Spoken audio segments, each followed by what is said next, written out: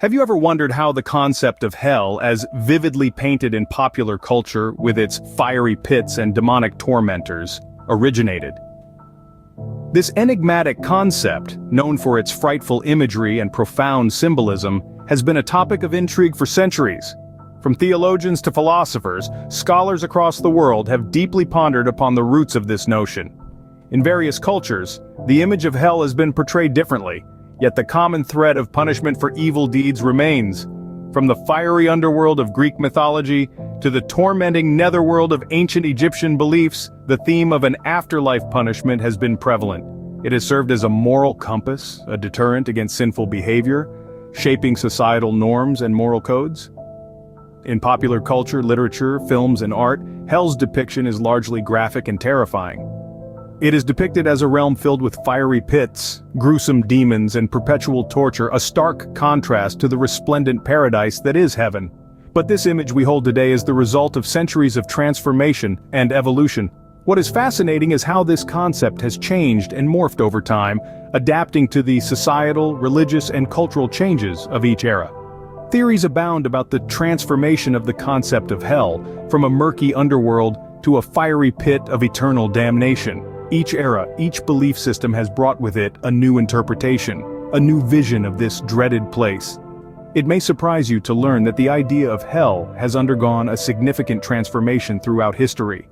Our journey begins with ancient Judaism, where the concept of hell was referred to as Sheol. In the historical context, this idea of the afterlife was considerably different from what many cultures and religions have come to understand today. Sheol, as it was known, is an ancient Hebrew term that translates roughly to the grave or the pit.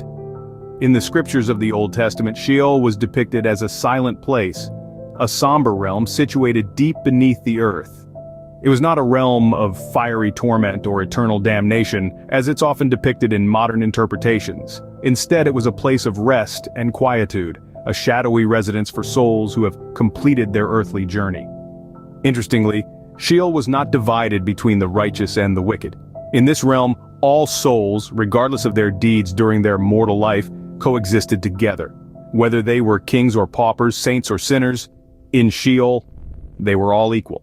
This was a radical concept that starkly contrasted with many later religious ideologies that introduced the concept of divine retribution in the afterlife. Sheol was primarily a place devoid of life, devoid of knowledge. It was not a place where souls learned or grew. Instead, it represented oblivion, a realm without the divine presence or praise of God. This was a stark deviation from the idea of an afterlife filled with divine revelation and communion with God. In all its shadowy mystery, Sheol was not a place of torment or punishment, but rather a realm devoid of knowledge or praise of God. The analogy of Gehenna, a cursed valley near Jerusalem used for waste disposal and where criminals met their end, also played a part in shaping the concept of hell. This was a valley that historically was associated with various detestable religious rites, including human sacrifices, later becoming a landfill for the city's waste, including the bodies of executed criminals. The destructive fire that was kept ablaze to consume the waste became a symbol of purification, a concept that was intertwined with the notion punishment. The constant smoke, the smoldering rubbish, the disgusting odor, and the eerie sight of worms consuming the leftover waste all contributed to the image of a dreadful, God-forsaken place. The term Gehenna itself, translated from Hebrew to Greek to Latin and then to English, evolved in its meaning. It became associated with the final judgments, where all evil is destroyed. The apocalyptic literature of the intertestamental period marked Gehenna as a place where the wicked are annihilated. Yet it's essential to unravel the web of symbolism surrounding Gehenna. It was not a literal depiction of hell as understood in mainstream culture, but rather a metaphorical symbol, a reference point used to express the ultimate end of the wicked. It's important to note, however, that Gehenna was not seen as a place of eternal punishment, but rather a place where the unrighteous are condemned. The Greek cosmology also had its influence, bringing into picture two key realms, Hades and Tartarus. Hades, much like Sheol, served as an abode for all the dead, regardless of their mortal lives. Now, let us delve a little deeper into this world. In ancient Greek belief, Hades was more than just an underworld. It was a realm of shadows, a limbo where souls wandered after departing the mortal world. Hades could also refer to the god who ruled this realm. According to the Greeks, he was a solemn, cold, and stern figure, not evil but indifferent to the concerns of the living. The idea of Hades was woven into the Greek culture and impacted their collective consciousness, influencing the way they led their lives, their ethics, and their beliefs about life and death. Now, let's move on to Tartarus. Where Hades was a realm for all souls, Tartarus had a more specific set of guests.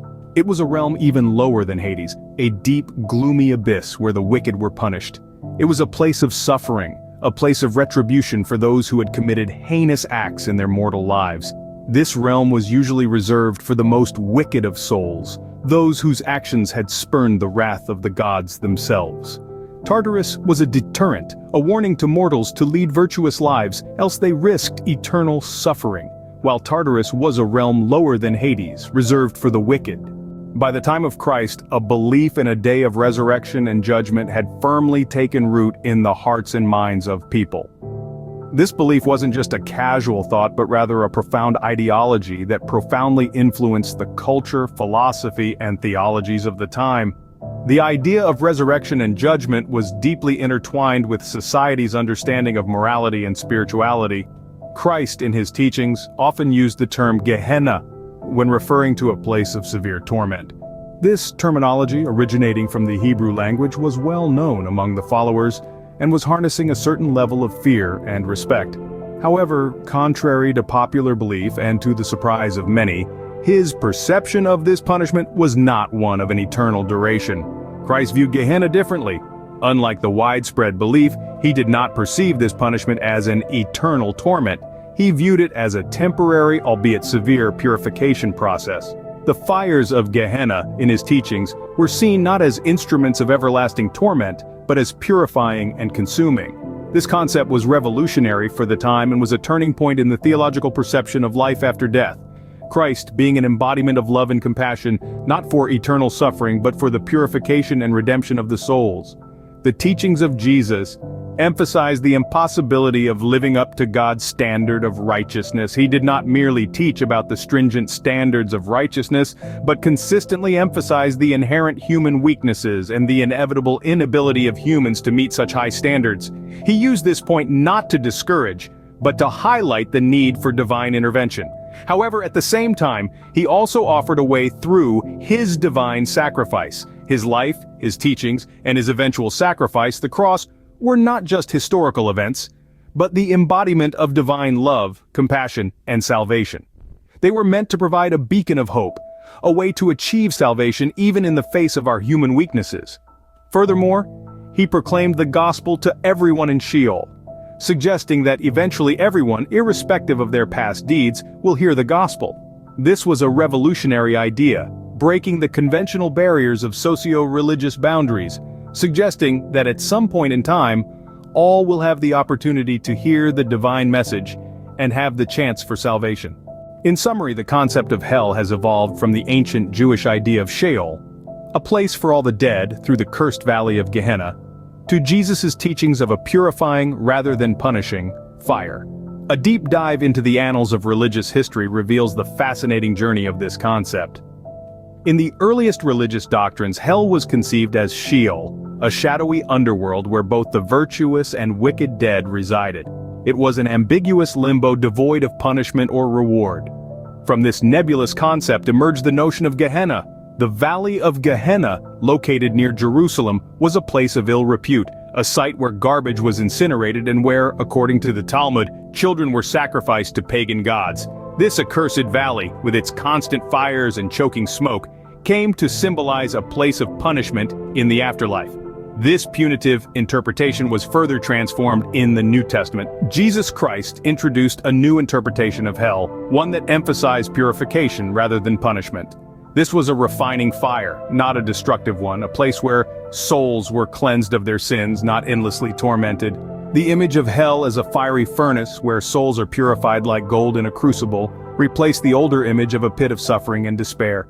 This evolution of the concept of hell reflects the broader development of religious thought and doctrine over the centuries. From a dark, undefined underworld to a burning garbage dump to a purifying hell has been reimagined and redefined in various religious traditions. The evolution of this concept shows a shift from a place of disposal to a place of purification and finally to an opportunity for salvation. So next time you hear about hell in popular culture, remember the rich and complex history this concept carries. This notion, deeply embedded in our collective consciousness, is far more complex than it is often perceived. It's not just a concept of punishment and despair, but a fascinating tale of human understanding of morality and consequence, of justice and retribution. The idea of hell has been shaped and reshaped over thousands of years, across different cultures and civilizations. The ancient Greeks had Hades, the realm of the dead, where souls were judged and divided into fields of punishment or paradise. In Christianity, hell evolved from the realm of the devil and his demons to a place of fire and brimstone, and later, to a place of personal spiritual suffering. In many Eastern philosophies, hell isn't eternal but cyclical, a place one could escape from through enlightenment and good deeds. The Buddhist idea of Naraka, for instance, albeit horrifying and painful, serves as a tool for moral education. It's a place of severe punishment, yes, but also of reformation and spiritual growth. The concept of hell is deeply intertwined with our understanding of good and evil, of action and consequence. It has been used as a deterrent against wrongdoings and as a beacon of hope for redemption. It's not just about eternal torment or fiery pits, but also about purification, redemption, and ultimately, salvation. If you enjoyed this video, please like and subscribe so you don't miss any content.